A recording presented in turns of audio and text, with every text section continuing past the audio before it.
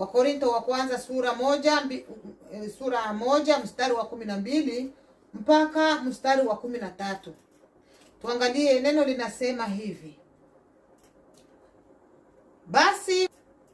Basi maana yangu ni hii, ya kwamba kila mtu wa kwenu husema, mimi ni wa Paulo, na mimi ni wa Apolo, na mimi ni wa Kefa, na mimi ni wa Kristo. 13 samahani.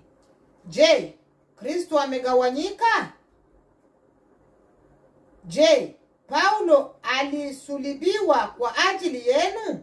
Au je, mlibatizwa kwa jina la Paulo? Amen. Sifa zimrudi Bwana wa majeshi. Neno la Mungu limetuambia hapa ya